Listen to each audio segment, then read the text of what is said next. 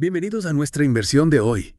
Vamos a adentrarnos en un fenómeno que ha cautivado al mundo durante siglos, la fiebre del oro. Un tema apasionante, sin duda. Y para esta inmersión nos basaremos en un artículo de Wikipedia sobre la fiebre del oro en español. Interesante. ¿Qué podemos esperar encontrar en este artículo? Bueno, desenterraremos algunas ideas históricas fascinantes y quizás incluso desmontemos algunos mitos. Por ejemplo, ¿sabías que muy pocos mineros realmente se enriquecieron durante la fiebre del oro?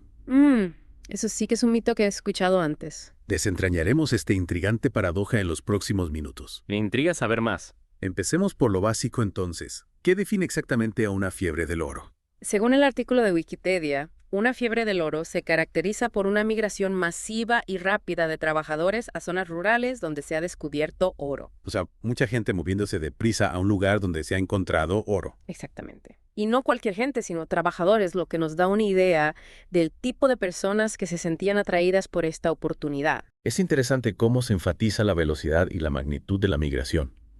Realmente evoca una imagen de frenesí colectivo, ¿no crees? Totalmente. Imagina la época. Noticias de un descubrimiento increíble que se propagan como la pólvora y de repente miles de personas abandonan sus vidas, sus trabajos, sus familias, todo para perseguir el sueño de la riqueza. Un sueño impulsado por varios factores, ¿verdad? El artículo menciona algunos que me hicieron reflexionar. Sí, uno de los más importantes fueron las mejoras en el transporte y la comunicación. Durante el siglo XIX, los barcos, trenes y diligencias se volvieron más rápidos y accesibles, permitiendo a la gente viajar a lugares remotos con mayor facilidad. Claro, porque antes era mucho más difícil llegar a lugares como California o el Yukon. Exacto. Imagina intentar llegar a esos lugares sin los avances del siglo XIX. Hubiera sido una tarea titánica. Y con la mejora del transporte, la información sobre los descubrimientos de oro se extendió más rápido que nunca. Los periódicos, el telégrafo, incluso el simple boca a boca, amplificaron el fervor de la fiebre del oro. La información en sí misma se convirtió en una especie de oro, ¿no? Qué buena analogía.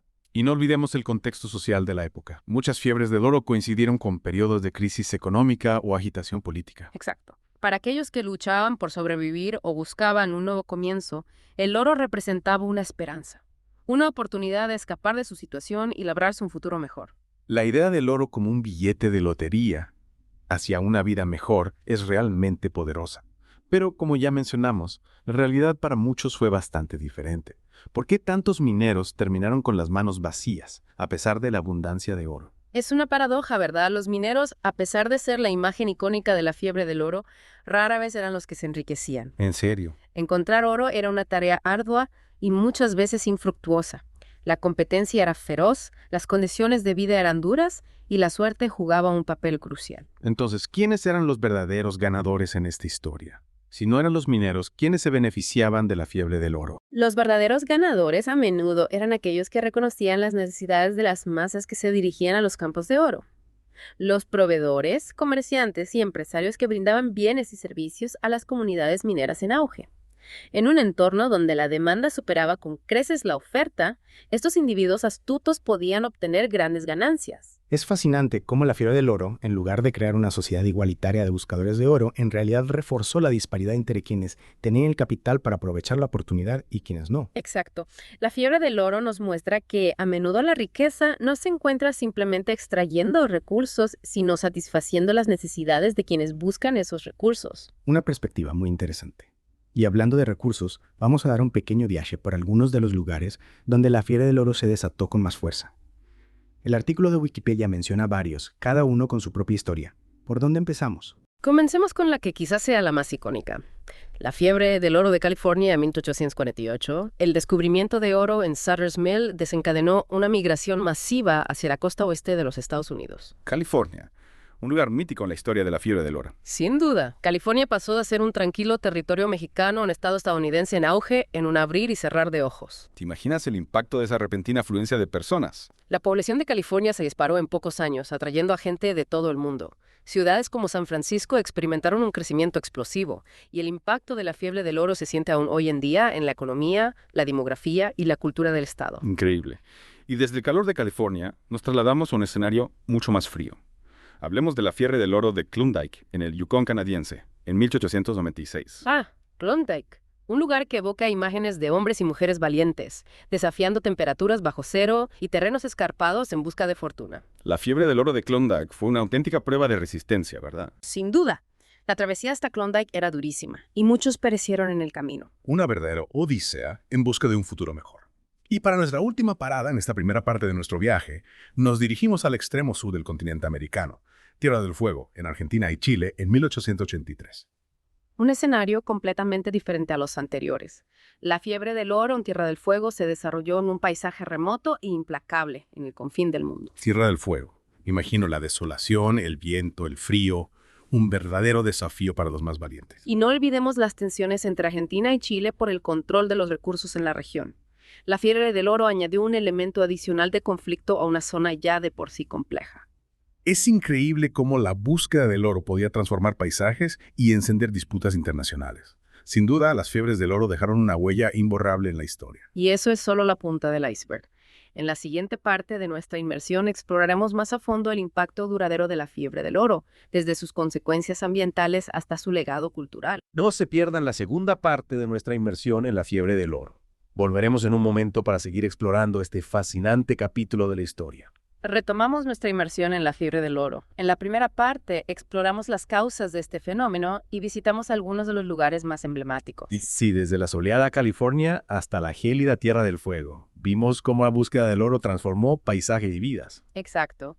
Y el artículo de Wikipedia que estamos usando como guía menciona aún más lugares, ¿verdad? Ah, sí. ¿Cuáles otros lugares? La fiebre del oro fue un fenómeno global desde Brasil hasta Australia, pasando por Sudáfrica. ¡Wow! No me había dado cuenta de que era tan extendido. Sí, la búsqueda de este metal precioso dejó su huella en los 5 continentes. Y aunque cada fiebre del oro tuvo sus propias particularidades, todas compartieron esa mezcla de esperanza, ambición y riesgo. Y hablando de riesgos, me parece importante que hablemos del impacto ambiental de la fiebre del oro. No puedo imaginar que la extracción de oro a gran escala haya sido muy beneficiosa para la naturaleza. Tienes razón. La minería, especialmente en sus primeras etapas, era una actividad muy destructiva para el medio ambiente. ¿En qué sentido? La deforestación, la contaminación de ríos y suelos con mercurio, la alteración de los ecosistemas. Estos fueron solo algunos de los efectos más graves. Es impactante pensar en la cantidad de tierra que se excavó, los árboles que se talaron. ¿Crees que se tomaron medidas para mitigar este impacto en aquella época? En realidad, no. La conciencia ambiental era prácticamente inexistente en el siglo XIX. La fiebre del oro se caracterizó por una mentalidad de sálvese quien pueda. Entiendo. Es una lástima que la búsqueda de la riqueza a menudo haya tenido un costo tan alto para la naturaleza. Pero volviendo a las personas, me intriga la diversidad de quienes participaron en las fiebres del oro. El artículo menciona que no se limitaba solo a hombres blancos aventureros, como se suele representar en las películas. Tienes razón. Si bien es cierto que la imagen del buscador de oro solitario y barbudo ha permeado la cultura popular, la realidad es que las fiebres del oro atrajeron a personas de todos los ámbitos de la vida. De verdad. ¿Quiénes, por ejemplo? Mujeres, familias enteras, inmigrantes de diferentes países, todos se vieron atraídos por la promesa del oro. Es fascinante cómo la fiebre del oro, a pesar de sus aspectos negativos, también actuó como un crisol de culturas, ¿no crees? Sin duda. Las fiebres del oro crearon comunidades multiculturales en lugares remotos, lo que contribuyó a la diversidad étnica y cultural de muchos países. Ya. Y aunque a veces esa mezcla de culturas generaba tensiones y conflictos, en general enriqueció el tejido social. Exactamente. Y hablando de la promesa del oro, volvamos a un punto que mencionamos antes. El hecho de que la mayoría de los mineros no se hicieron ricos. Cierto. ¿Qué otras actividades permitían a la gente prosperar durante la fiebre del oro? Ya hemos hablado de los proveedores y comerciantes que se beneficiaban de la demanda de bienes y servicios.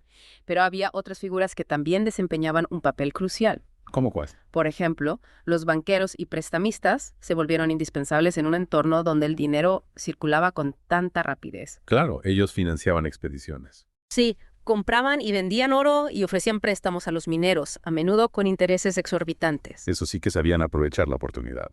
Mientras los mineros se arriesgaban en la búsqueda del oro, ellos se aseguraban un beneficio sin importar el resultado. En efecto. Y no podemos olvidar a los especuladores que compraban y vendían terrenos donde se creía que había oro, apostando por la subida de los precios. Un verdadero juego de azar. Algunos se hicieron inmensamente ricos, mientras que otros lo perdieron todo en un abrir y cerrar de ojos. Parece que la fiebre del oro no solo ponía a prueba la suerte de los mineros, sino también la astucia de los empresarios y especuladores. Había espacio para todo tipo de profesionales en este entorno. Por supuesto. La fiebre del oro también impulsó la demanda de profesionales como médicos, abogados, ingenieros e incluso artistas. Ah, claro. también eran necesarios. Todos ellos encontraban un mercado en auge en las comunidades mineras. Es increíble cómo un solo elemento, en este caso el oro, pudo impulsar la creación de tantas actividades y oportunidades. La fiebre del oro no solo transformó la economía, sino también la vida social y cultural de las regiones donde se produjo. Pero a pesar de todos los beneficios, no podemos olvidar que la fiebre del oro también tuvo un lado oscuro, ¿verdad? Así es. La violencia, la delincuencia, la explotación laboral, las enfermedades, todo esto era parte de la realidad de la fiebre del oro, especialmente en sus etapas iniciales. Y supongo que la rápida afluencia de personas a menudo superaba la capacidad de los gobiernos para mantener el orden. Exactamente. Se creaba un ambiente propicio para la ilegalidad. Y no olvidemos las tensiones sociales y raciales. Claro, la competencia por los recursos, la discriminación, la xenofobia. La fiebre del oro podía sacar a relucir lo peor del ser humano. Es importante tener una visión completa del fenómeno, reconociendo tanto sus aspectos positivos como negativos. La fiebre del oro no fue un cuento de hadas, sino una época de grandes cambios. Una época de desafíos y contradicciones. Pero su impacto en la historia y en la configuración del mundo actual es innegable. Totalmente de acuerdo. Y con esta reflexión, creo que es un buen momento para hacer una pausa en nuestra inmersión. En la tercera y última parte, exploraremos el legado duradero de la fiebre del oro y cómo sus ecos resuenan aún en nuestros días. De vuelta para la última parte de nuestra inmersión en la fiebre del oro. Hemos explorado las causas, los lugares, los personajes, incluso los aspectos menos relucientes de este fenómeno. Cierto, hemos visto cómo la fiebre del oro, impulsada por la ambición y la esperanza de una vida mejor, transformó paisajes, economías y sociedades. Pero ¿cuál es su legado? Esa es la pregunta, ¿no? Es fácil ver la fiebre del oro como un evento del pasado, pero imagino que sus consecuencias se extienden mucho más allá. Exactamente. Uno de los impactos más evidentes es el demográfico. Las fiebres del oro provocaron migraciones masivas que alteraron la composición étnica y cultural de muchos países. Es verdad. Piensa en California, Australia o Sudáfrica.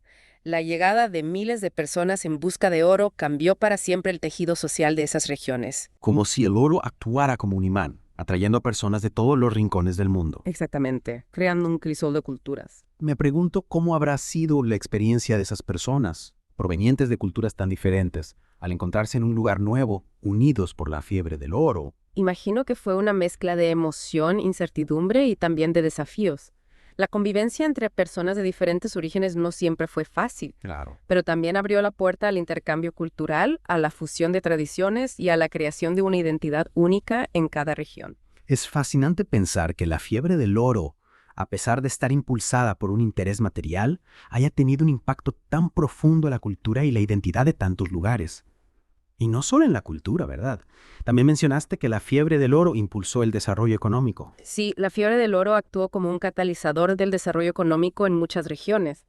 La necesidad de conectar las zonas mineras, de transportar el oro, de abastecer a las nuevas poblaciones, impulsó la construcción de infraestructuras. Carreteras, ferrocarriles. Exacto. Y esas infraestructuras facilitaron el comercio, sentando las bases para un crecimiento económico a largo plazo. Es interesante cómo la fiebre del oro, aunque se centró en la extracción de un solo recurso, generó una serie de actividades e inversiones que trascendieron la propia minería. La fiebre del oro no solo se trató de extraer oro, sino de crear una nueva economía a su alrededor. Pero como hemos visto, no todo fue positivo.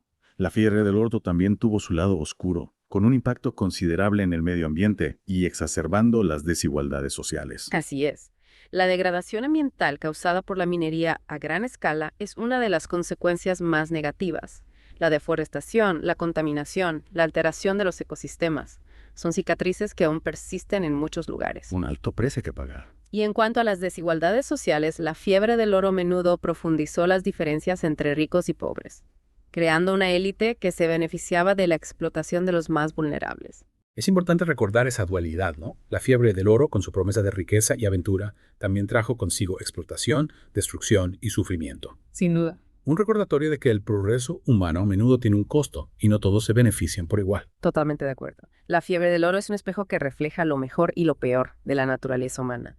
La ambición, la perseverancia, la capacidad de adaptación, pero también la codicia, la violencia y la injusticia. Es una lección de historia que nos invita a reflexionar. Sobre cómo gestionamos nuestros recursos, cómo construimos nuestras sociedades y cómo equilibramos el progreso económico con el bienestar social y la sostenibilidad ambiental. Una lección muy pertinente en el mundo actual.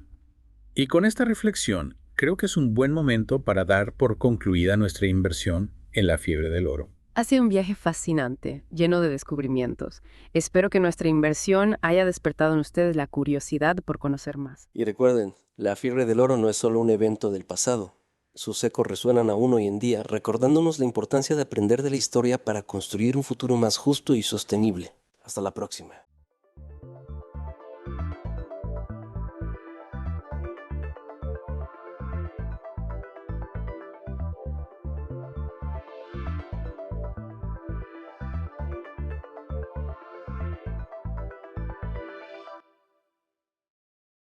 Bienvenidos a todos.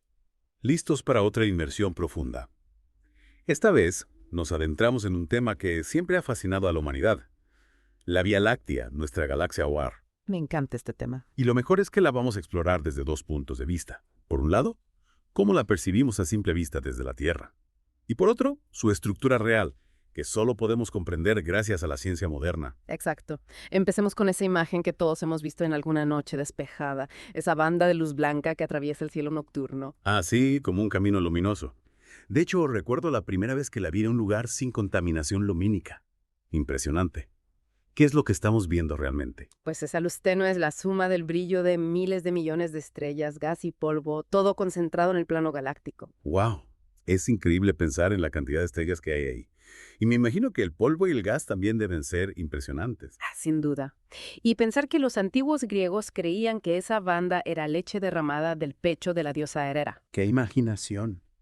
Es curioso cómo a lo largo de la historia hemos intentado explicar lo desconocido, a través de mitos y leyendas. Cierta. Pero ahora, gracias a la ciencia, podemos ir más allá de los mitos y comprender la verdadera estructura de la Vía Láctea. Me encanta eso, ir más allá. El artículo que estamos usando como base menciona 3 partes principales: el halo, el disco y el bulbo. ¿Por dónde empezamos? Bueno, empecemos por el halo. Es como una esfera gigante que envuelve toda la galaxia. Interesante. ¿Y qué hay en este halo?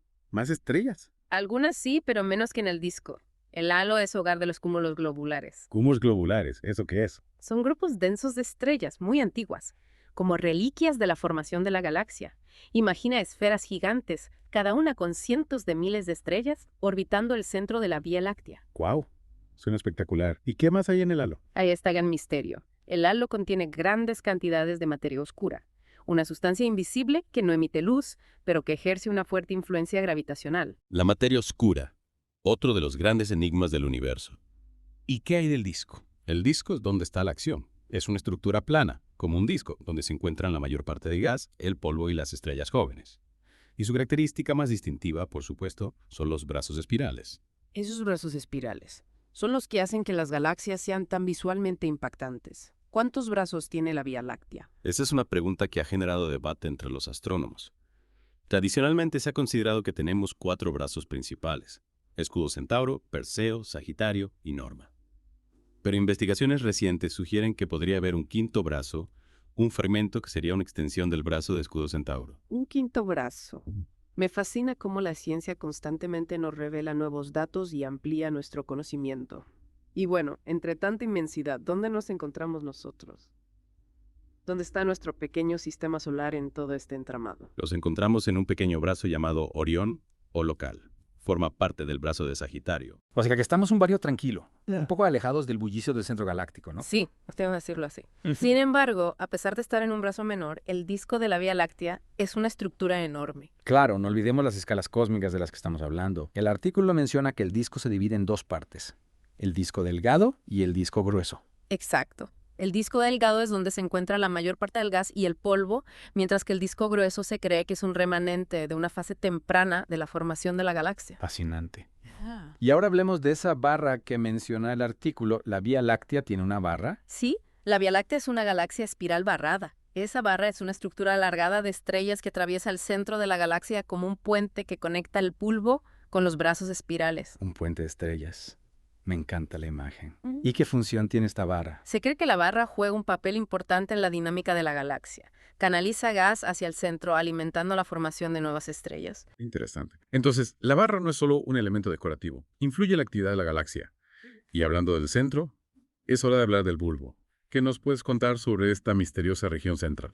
El bulbo, o núcleo galáctico, es la zona más densa de la Vía Láctea, repleto de estrellas. Y en su centro, acecha un monstruo, un agujero negro supermasivo llamado Sagitario A. Sagitario A. Ese nombre me suena. Es uno de esos objetos que desafían nuestra comprensión del universo, ¿verdad? Totalmente. Se estima que su masa es de unos 4 millones de veces la masa de nuestro Sol. Imagina la fuerza gravitatoria de ese monstruo cósmico. De solo pensarlo me da vértigo. ¿Y cómo se descubrió Sagitario A? No podemos verlo directamente, ¿no? Su detección se logró observando estrellas que giraban a velocidades increíbles alrededor de un punto oscuro en el centro de la galaxia. Esa fue la pista que reveló la presencia de un objeto extremadamente masivo e invisible. Es increíble cómo la ciencia puede desvelar los secretos del universo a través de la observación y la deducción. Es fascinante, ¿verdad? Y hay algo muy interesante sobre el bulbo de la Vía Láctea. Estudios recientes sugieren que no se formó de la misma manera que el bulbo de otras galaxias espirales. ¿En serio? ¿Y cómo se formó entonces? Se cree que nuestro bulbo es un pseudobulbo, una estructura que se formó a partir de la barra central en lugar de ser el resultado de la fusión de galaxias más pequeñas. Un pseudobulbo. Eso suena a que la Vía Láctea es aún más única de lo que pensábamos. Exactamente. Y esto nos lleva a la siguiente pregunta. ¿Cómo se formó la Vía Láctea en un principio? ¿Cómo llegamos a tener esta estructura tan compleja y fascinante? La historia de la Vía Láctea comienza poco después del Big Bang. Imagina el universo primitivo, una sopa caliente y densa de partículas. En ese caos inicial había zonas con una densidad ligeramente mayor que la media, pequeñas irregularidades que actuaron como semillas gravitacionales. Esas semillas fueron las que dieron origen a las galaxias. Exacto. Esas regiones más densas atrajeron la materia circundante, como si fueran imanes cósmicos. Con el tiempo, la gravedad fue acumulando más y más gas, formando las primeras estrellas y los cúmulos globulares que hoy vemos en el halo. Esos cúmulos globulares son como fósiles vivientes de la Vía Láctea, bebé. Increíble. Así es. Y a medida que la Vía Láctea crecía, atrayendo más gas y materia oscura, la rotación de este material fue formando un disco. Las generaciones posteriores de estrellas como nuestro Sol ya nacieron en este disco espiral. Entiendo.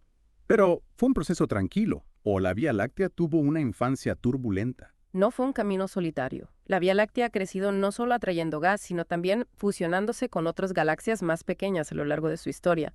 Al principio, estas fusiones eran más comunes. Galaxias enteras chocando.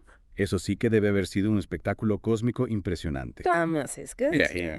Pero en los últimos miles de millones de años, la Vía Láctea ha estado relativamente tranquila. No ha tenido grandes fusiones con galaxias de tamaño comparable. Eso significa que la Vía Láctea es una galaxia aburrida en comparación con otras. No necesariamente. Es cierto que algunas galaxias, como Andrómeda, nuestra vecina gigante, han experimentado fusiones más recientes y espectaculares. Pero la Vía Láctea sigue siendo una galaxia dinámica, con procesos de formación estelar, movimiento de gas y estrellas, e incluso una lenta canibalización de galaxias enanas que orbitan a su alrededor. Canibalización de galaxias suena un poco dramático, ¿no? Es una forma gráfica de describirlo. La Vía Láctea, con su mayor fuerza gravitacional, atrae y absorbe lentamente a estas galaxias enanas, incorporando su materia y estrellas a su propia estructura. Es como si la Vía Láctea fuera un imperio galáctico anexionando pequeños reinos estelares. Una buena analogía. ¿Te has preguntado alguna vez qué edad tiene la Vía Láctea? ¿Cuánto tiempo lleva existiendo este imperio galáctico? Claro, debe ser muy antigua. ¿Cómo se calcula la edad de una galaxia? Podemos estimar la edad de la Vía Láctea estudiando las estrellas más antiguas que contiene. Los cúmulos globulares, por ejemplo, son como archivos estelares que guardan la historia de la galaxia. ¿Y cómo se leen esos archivos estelares? Utilizando métodos como la nucleocosmocronología, que analiza la abundancia de ciertos elementos radiactivos en las estrellas. Estos elementos actúan como relojes cósmicos que nos permiten determinar la edad de las estrellas y, por lo tanto, la de la galaxia. Es increíble cómo la ciencia puede desentrañar la historia del universo a partir de la luz de las estrellas. ¿Y qué edad tiene la Vía Láctea? Se estima que tiene una edad aproximada de 13.500 millones de años, casi tan antigua como el propio universo. 13.500 millones de años. Es un número que cuesta asimilar. Y a pesar de su edad, la Vía Láctea sigue evolucionando, ¿verdad? Exacto. No es una estructura estática, sino un sistema dinámico que sigue atrayendo gas, formando nuevas estrellas e interactuando con su entorno. Hablando de entorno, ¿la Vía Láctea está sola en el universo o tiene compañía? La Vía Láctea no está sola. Forma parte de un grupo de galaxias llamado Grupo Local, que incluye a nuestra vecina más famosa, Andrómeda, y a otras galaxias más pequeñas. Un grupo de galaxias. Es como un vecindario cósmico, ¿no? ¿Y qué tipo de relación tenemos con esas galaxias vecinas? Hay diferentes tipos de interacciones. Algunas galaxias, como las nubes de Magallanes, son satélites de la Vía Láctea. Orbitan a su alrededor como lunas alrededor de un planeta. Las nubes de Magallanes, las he visto en fotos, son esas manchas borrosas que se ven en el cielo del hemisferio sur. No sabía que eran galaxias satélites. Así es. Son dos galaxias enanas que están siendo atraídas gravitacionalmente por la Vía Láctea. De hecho, dentro de miles de millones de años podrían ser absorbidas por nuestra galaxia, como mencionamos antes. Otra fusión galáctica en el futuro. ¿Y qué pasa con Andrómeda? También nos vamos a fusionar con ella. He leído algo sobre eso. Las observaciones indican que Andrómeda se está acercando a la Vía Láctea a una velocidad considerable. Y las simulaciones sugieren que dentro de unos 4.000 millones de años, ambas galaxias colisionarán y se fusionarán, creando una nueva galaxia gigante. 4.000 millones de años. Eso es dentro de mucho tiempo. ¿Y cómo afectará esa fusión a nuestro sistema solar? Deberíamos preocuparnos. Es difícil predecir con exactitud lo que ocurrirá. Las estrellas dentro de las galaxias están tan separadas que es poco probable que nuestro Sol colisione directamente con otra estrella. Eso me tranquiliza un poco. Pero la fusión sí alterará la estructura de la Vía Láctea y Andrómeda, creando nuevos brazos espirales, desplazando estrellas y probablemente desencadenando la formación de nuevas estrellas. Será un evento cósmico espectacular, sin duda. Suena a un espectáculo que no me gustaría perderme. Aunque claro, dentro de 4.000 millones de años. Exacto. Volviendo a las galaxias satélite, la Vía Láctea tiene todo un séquito de galaxias enanas que orbitan a su alrededor. No solo las nubes de Magallanes. Está en la galaxia enana elíptica de Sagitario, la galaxia enana del Can Mayor. Es como si la Vía Láctea fuera una metrópolis cósmica con un montón de suburbios. Una metrópolis cósmica. Me gusta esa imagen. Y esas galaxias satélites influyen de alguna manera en la Vía Láctea. Claro, aunque son mucho más pequeñas que la Vía Láctea, ejercen una influencia gravitacional que puede dejar su huella en la estructura y evolución de nuestra galaxia. Es como si los suburbios también contribuyeran a la forma de la ciudad. Es fascinante pensar en todas estas interacciones a gran escala que ocurren en el universo. Y hablando de fascinante, no podemos terminar esta inmersión en la Vía Láctea sin mencionar las interpretaciones que diferentes culturas han hecho de ella a lo largo de la historia. Totalmente de acuerdo. La Vía Láctea ha inspirado mitos, leyendas y creencias en diversas culturas alrededor del mundo. Desde los antiguos griegos hasta los vikingos, desde los chinos hasta los incas, la banda de luz en el cielo nocturno ha despertado la imaginación humana durante milenios. Es cierto. La Vía Láctea, ese río de estrellas que cruza el cielo, ha sido un lienzo en el que la humanidad ha proyectado sus sueños, miedos y anhelos. Y cada cultura ha tejido sus propias historias alrededor de la Vía Láctea, otorgándole diferentes significados y simbolismos. Es un reflejo de nuestra necesidad de comprender el universo que nos rodea y de encontrar nuestro lugar en él. ¿Podrías compartir algunos ejemplos de esas interpretaciones mitológicas? Claro. Empecemos por los antiguos griegos, que veían en la Vía Láctea un rastro de leche derramada por la diosa Hera. Cuenta la leyenda que Hera, esposa de Zeus, estaba amamantando a Heracles, hijo ilegítimo de Zeus, con una mortal.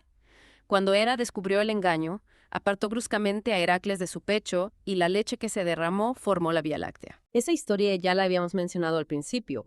Es una imagen muy poética para explicar la apariencia de la Vía Láctea. ¿Y qué otras interpretaciones hay? Los vikingos, por ejemplo, creían que la Vía Láctea era un camino que conducía al Valhalla, el salón de los guerreros caídos en batalla. Para ellos, la Vía Láctea era un puente entre el mundo de los vivos y el de los muertos, una visión muy acorde con su cultura guerrera. Y en Asia, ¿cómo se interpretaba la Vía Láctea? En China y Japón, la Vía Láctea se asociaba con un río celestial, un flujo de plata que cruzaba el cielo nocturno. Se le llamaba el río de plata o el río celestial, y se le atribuían propiedades mágicas y espirituales. El río de plata. Es una imagen hermosa y evocadora. Y en América, ¿qué creencias se asociaban con la Vía Láctea? Los incas, por ejemplo, también veían en la Vía Láctea un río celestial, al que llamaban Mayu, y creían que conectaba el mundo terrenal con el mundo de los dioses. Para ellos, la Vía Láctea era un camino sagrado que las almas de los muertos debían cruzar para alcanzar la otra vida. Es interesante cómo culturas tan diferentes en continentes distintos han convergido en la imagen del río celestial para representar la Vía Láctea. Es una muestra de cómo la Vía Láctea, con su belleza y misterio, ha cautivado la imaginación humana a través del tiempo y el espacio. Y ahora que conocemos mejor la Vía Láctea, desde su estructura y formación hasta su evolución futura, su belleza y misterio se vuelven aún más fascinantes. Es que después de este viaje por la Vía Láctea me siento un poco abrumado, pero fascinado a la vez. Es normal sentirse así. La Vía Láctea es tan vasta, tan antigua, tan llena de misterios. Es un recordatorio de nuestra posición en el universo. Somos solo una pequeña parte de algo mucho más grande. Totalmente. Pero también me impresiona la capacidad humana para comprender el universo. Con la observación, la deducción, la ciencia, hemos desentrañado tantos secretos de la Vía Láctea. Y aún nos queda mucho por descubrir. Cada nueva investigación, cada nuevo descubrimiento nos abre nuevas preguntas, nuevas vías de exploración. La Vía Láctea es un campo de estudio inagotable. Es emocionante. Y hablando de exploración, me surge una pregunta. Si pudieras viajar a cualquier lugar de la Vía Láctea, ¿a dónde irías? Buena pregunta. Pues, si pudiera elegir, me gustaría viajar al centro galáctico, a las proximidades de Sagitario A, observar de cerca la danza de las estrellas alrededor del agujero negro supermasivo, sentir la fuerza gravitatoria de ese monstruo cósmico. Sería una experiencia única. Increíble. Yo, en cambio, me dejaría llevar por la curiosidad y exploraría los brazos espirales. Imagino encontrar nebulosas de colores increíbles, sistemas estelares con planetas exóticos, quizás incluso alguna forma de vida desconocida. ¿Quién sabe? Las posibilidades son infinitas. Y lo mejor es que no necesitamos una nave espacial para explorar la Vía Láctea. Podemos hacerlo desde aquí, desde la Tierra, utilizando telescopios, observatorios y nuestra propia imaginación. Es verdad. Y con cada nueva imagen, con cada nuevo dato, con cada nueva historia que aprendemos, nuestra conexión con la Vía Láctea se hace más fuerte. Ya no es solo una banda de luz en el cielo, sino nuestro hogar cósmico. Un lugar lleno de maravillas y misterios por descubrir. Esa es la belleza de la astronomía, ¿verdad? Nos conecta con lo más grande, con lo más antiguo, con lo más fundamental. Nos invita a reflexionar sobre nuestro lugar en el universo y a maravillarnos ante su inmensidad. Completamente de acuerdo. Y creo que con esa reflexión hemos llegado al final de nuestra inmersión profunda en la Vía Láctea. Espero que nuestros oyentes hayan disfrutado del viaje. Ha sido un placer compartir este viaje contigo y con todos aquellos que nos han acompañado en esta aventura por nuestra galaxia hogar. Y recuerden, la próxima vez que miren al cielo nocturno y vean esa banda blanquecina que cruza el firmamento, no solo estarán viendo estrellas, sino también historia, evolución, misterio. Un universo de posibilidades esperando ser exploradas. Hasta la próxima inmersión profunda. Adiós.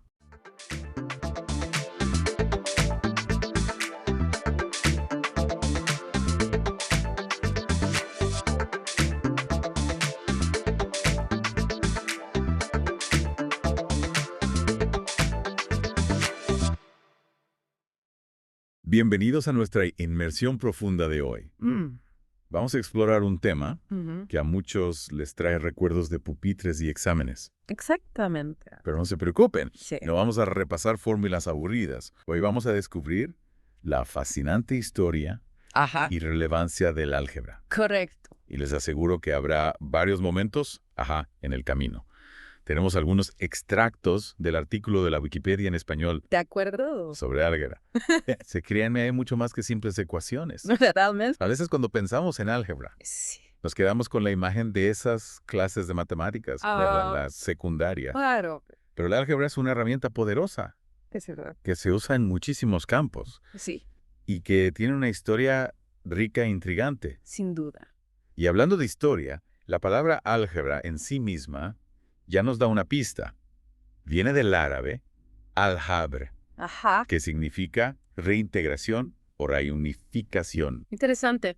Es como si la propia palabra nos estuviera diciendo que el álgebra se trata de encontrar el equilibrio, de unir las piezas de un rompecabezas para llegar a una solución. Exactamente. Y pensar que la mayoría de nosotros resolvíamos ecuaciones en la escuela sin tener ni idea de este trasfondo tan interesante. Es verdad. El artículo de Wikipedia menciona que el término se origina en un texto del siglo IX, Wow. del matemático persa Al-Khwarizmi, Impresionante. cuyo libro se enfocaba en equilibrar y reintegrar cantidades. Increíble cómo una palabra puede revelar la esencia de un concepto tan complejo. Totalmente. Y Al-Khwarizmi, con su trabajo, sentó las bases para lo que hoy conocemos como álgebra. ¿Y sabes qué más me llama la atención? Que solemos asociar el álgebra solo con números, Sí, pero en realidad va mucho más allá. tienes razón. El álgebra se trata de usar símbolos, como letras, para representar cualquier cantidad, ya sean números, conceptos o incluso relaciones. Es un lenguaje universal. Es como un lenguaje universal que nos permite hablar de lo desconocido, Exactamente. ¿verdad? Un código secreto para descifrar los misterios del universo. Y al usar este lenguaje, el álgebra puede aplicarse a un sinfín de campos. Es increíble. Desde la física y la informática hasta la economía y la música. Cómo algo que parece tan abstracto puede tener tantas aplicaciones en el mundo real. Sí. Pero antes de adentrarnos en esas aplicaciones, me gustaría que hiciéramos un viaje rápido por la historia del álgebra. Me parece. La Wikipedia menciona a los babilonios, los griegos, Diofanto, incluso a matemáticos árabes e indios. Es un viaje fascinante Increíble. que nos muestra cómo el conocimiento se ha transmitido y enriquecido Sí. A través de las culturas y los siglos, cada civilización ha aportado su granito de arena para construir lo que hoy conocemos como álgebra. Y hablando de Diojanto, Sí, el artículo lo llama el padre del álgebra, ¿no? se le atribuye ese título porque fue uno de los primeros en utilizar símbolos para representar incógnitas en las ecuaciones, Increíble. lo que revolucionó la forma de abordar los problemas matemáticos. Imagínate la emoción de descubrir esa nueva forma de pensar. Debió ser un momento eureka. Sin duda, un gran avance para la época. Gracias a su trabajo se pudieron resolver problemas que antes parecían imposibles. Y pensar en todos esos matemáticos brillantes a lo largo de la historia que contribuyeron al desarrollo del álgebra. Es realmente inspirador. Es realmente inspirada. Y lo más interesante es que el álgebra no se ha quedado estancada en el pasado. El artículo de la Wikipedia menciona áreas como la geometría algebraica o el álgebra combinatoria. ¿Qué imaginas? ¿Te imaginas cómo se aplican estos conceptos en la actualidad? La verdad es que me cuesta un poco. Claro, ¿Podrías darnos algunos ejemplos? por supuesto. Claro, por ejemplo, la geometría algebraica utiliza el lenguaje del álgebra para describir formas geométricas, lo que permite a los matemáticos estudiar las propiedades de las curvas, superficies y espacios de dimensiones superiores. Fascinante. ¿Y qué hay de la álgebra combinatoria? En álgebra combinatoria se enfoca en el estudio de estructuras discretas y finitas como conjuntos, grafos y permutaciones. Entiendo. Se utiliza en la informática, la criptografía y la optimización, entre otras áreas. Es increíble cómo el álgebra, a pesar de su antigüedad, sigue siendo relevante en tantos campos de la ciencia y la tecnología. Y no solo eso, el álgebra también nos ayuda a desarrollar una forma de pensar lógica y estructurada, Totalmente. habilidades que son valiosas en cualquier ámbito de la vida. Totalmente de acuerdo. El álgebra nos enseña a analizar, a descomponer problemas complejos en partes más simples Sí. y a encontrar soluciones de manera eficiente. Exacto. Y hablando de encontrar soluciones, Ajá. no podemos olvidarnos de la notación algebraica. Claro. Ese conjunto de símbolos y reglas que a veces parece un lenguaje secreto. Sí, es verdad. Recuerdo que en la escuela me costaba trabajo entender la notación. Sí. Todos esos símbolos, letras y paréntesis. Ajá. Parecía un código indescifrable. Es comprensible, pero una vez que te familiarizas con la notación, te das cuenta de que es una herramienta poderosa para expresar ideas matemáticas de manera concisa y precisa. Es como aprender un nuevo idioma, ¿verdad? Precisamente. Al principio puede ser intimidante, pero una vez que dominas las reglas gramaticales Ah. y el vocabulario, puedes comunicarte con fluidez. En el caso del álgebra, Ah, la gramática son las reglas de la notación ya. y el vocabulario son los símbolos y las operaciones. Me gusta esa analogía. Y el artículo de la Wikipedia nos da una buena introducción a este lenguaje, Correcto. explicando el significado de los símbolos más comunes como los signos de suma, Claro. resta, multiplicación, división y los paréntesis. Esos son los básicos, pero la notación algebraica va mucho más allá, permitiendo expresar conceptos complejos como ecuaciones, funciones y matrices. Es increíble cómo un sistema de símbolos tan simple puede representar ideas tan abstractas. Y lo más interesante es que esta notación nos permite manipular las expresiones algebraicas para resolver problemas. Ajá. Por ejemplo, si tenemos una ecuación con una incógnita, Yes. podemos usar las reglas del álgebra para despejar la incógnita y encontrar su valor. Es como un juego de lógica, ¿no? Exactamente. Tienes que seguir las reglas para llegar a la solución correcta. Y la belleza del álgebra es que las reglas son claras y precisas, lo que nos permite llegar a soluciones objetivas y verificables. Me parece fascinante cómo el álgebra nos permite convertir problemas del mundo real Sí. en ecuaciones que podemos resolver con lógica y precisión. Y no solo eso, el álgebra también nos permite modelar la realidad. Es decir, crear representaciones matemáticas de fenómenos del mundo real. ¿Podrías darnos un ejemplo de cómo se modela la realidad con el álgebra? Claro, imagina que queremos estudiar el movimiento de un objeto en caída libre. Ajá. Podemos usar una ecuación algebraica que relaciona la altura del objeto con el tiempo transcurrido. Entiendo. Esta ecuación nos permite predecir la posición del objeto en cualquier momento, incluso antes de que lo observemos en la realidad. Es impresionante. Es como tener un mapa del futuro del objeto. Exactamente. Y este tipo de modelos matemáticos se utilizan en una gran variedad de campos, desde la física y la ingeniería hasta la economía y la biología. Es increíble cómo el álgebra nos permite no solo describir la realidad, sino también predecirla. Y no solo predecirla, sino también comprenderla a un nivel más profundo. Por ejemplo, los modelos matemáticos nos permiten analizar la relación entre diferentes variables y comprender cómo influyen unas en otras. Es como si el álgebra nos diera una lupa para observar los mecanismos ocultos del universo. Y hablando de mecanismos ocultos, el artículo de la Wikipedia menciona una variedad de estructuras algebraicas, como grupos, anillos y campos. ¿Te has preguntado alguna vez qué son estas estructuras? La verdad es que me suenan un poco abstractas. ¿Podrías explicarnos de manera sencilla qué son? Por supuesto. ¿Y por qué son importantes? Imagina que el álgebra es un juego con diferentes reglas. Cada estructura algebraica, como un grupo o un anillo, es un conjunto de reglas específicas que nos permiten jugar el juego de una manera particular. Entiendo. Es como si tuviéramos diferentes tableros de juego. Exactamente. Cada uno con sus propias reglas y estrategias. Y cada estructura algebraica tiene sus propias propiedades y aplicaciones. Por ejemplo, los grupos se utilizan en la criptografía y la teoría de códigos, mientras que los anillos se utilizan en la geometría algebraica y la teoría de números. Es increíble cómo el álgebra se diversifica en tantas ramas y aplicaciones. Sí. Es como un árbol con raíces profundas y ramas que se extienden en todas direcciones. Y lo más fascinante es que este árbol sigue creciendo.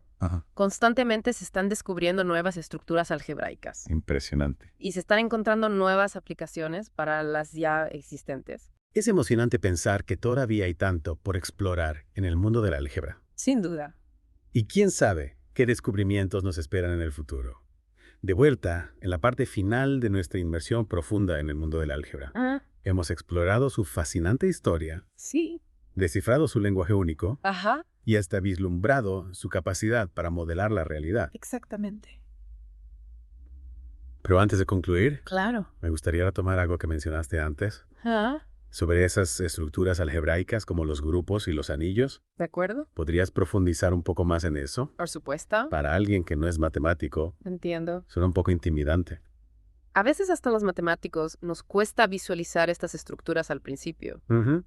Pero piensa en ello de esta manera. Imagina que el álgebra es como un juego de construcción, con piezas diferentes. Cada estructura algebraica como un grupo o un anillo. Ya veo. Es un conjunto de reglas que nos dice cómo podemos combinar esas piezas. ¿Y qué tipo de construcciones podemos crear? Eso me ayuda a visualizarlo mejor. Me alegro. ¿Y podrías darnos algunos ejemplos concretos de cómo se aplican estas estructuras en la vida real? Por supuesto. Por ejemplo, los grupos se utilizan en la criptografía para codificar y decodificar mensajes de forma segura. Interesante. Cada vez que haces una compra en línea o envías un mensaje confidencial, los grupos están trabajando detrás de escena para proteger tu información. Wow, nunca lo hubiera imaginado. Es sorprendente, ¿verdad?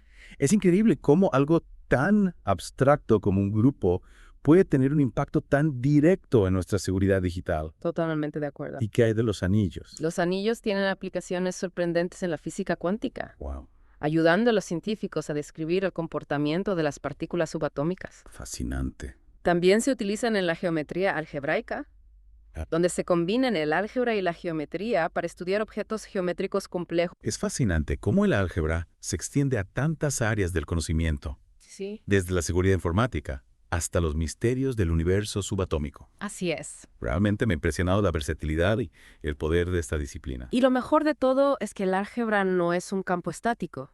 Continúa evolucionando a medida que los matemáticos descubren nuevas estructuras. Impresionante, teoremas y aplicaciones. Es un viaje sin fin. Exactamente. De descubrimiento y exploración. El placer ha sido mío.